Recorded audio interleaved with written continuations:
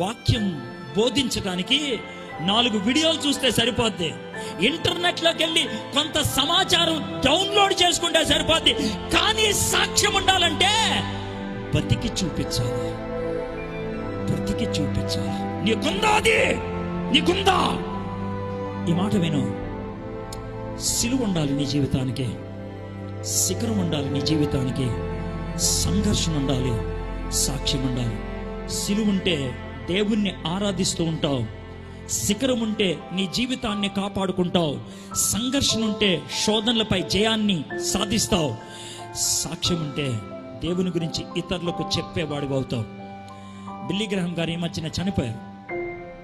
ఆయన చనిపోవడానికి ముందు 5 రోజుల ముందు ఆయన ఒక న్యూస్ పేపర్ వాడు ఇంటర్వ్యూ చేశాడు. 5 రోజుల ముందు.